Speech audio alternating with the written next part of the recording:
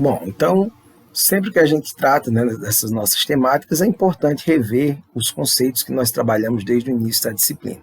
Então, tem aqui alguns conceitos bem básicos, né, só para a gente rememorar.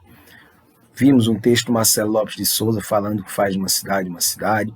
Vimos outros materiais durante as aulas, né, discutindo o mesmo conceito. Então, cidade, né, fruto do trabalho coletivo, nela se materializa a história de um povo, né, suas relações sociais, políticas, econômicas e religiosas. Sua existência ao longo do tempo é determinada pela necessidade humana de se agregar, de se interrelacionar e de se organizar em torno de um bem comum, de produzir e trocar bens, né, e serviços, criar cultura e arte, manifestar sentimentos, anseios só que se concretizam na diversidade que a vida urbana proporciona. Então, nós já fizemos essas discussões, né?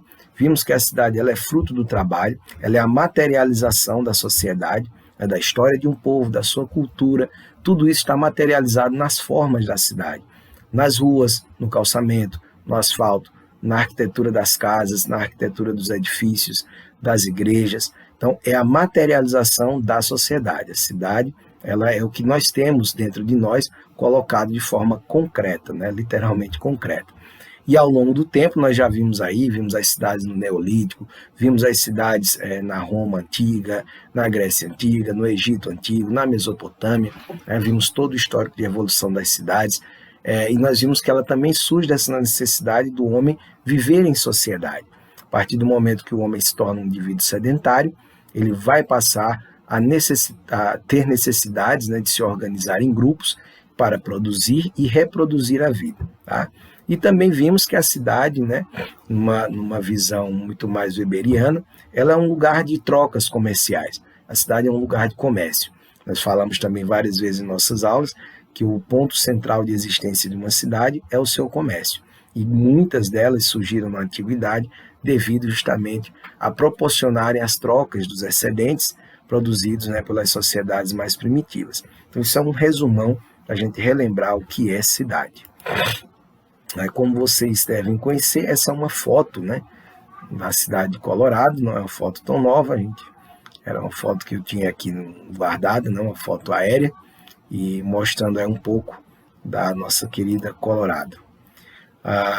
Então, uma outra coisa interessante quando a gente trabalha, né, com planejamento urbano é o uso das fotografias, né? Aí tem umas fotos aqui de Colorado também,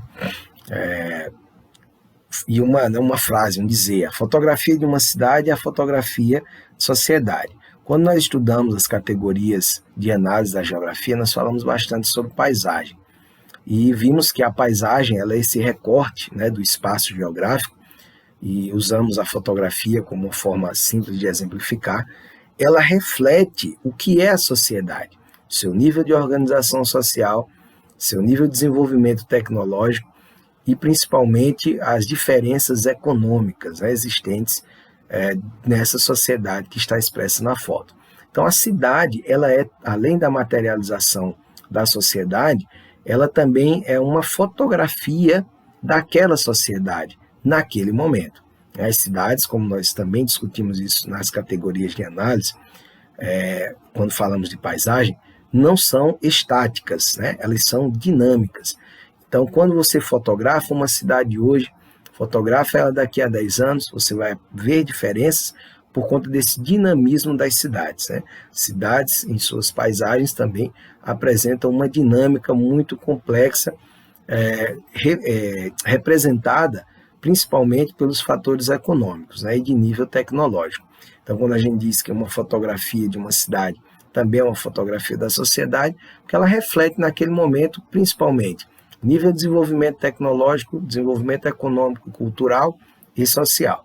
Tá? Então, para a gente trabalhar com a cidade, entender o que a cidade necessita, é muito importante também utilizar essa ferramenta de análise da paisagem por meio da fotografia.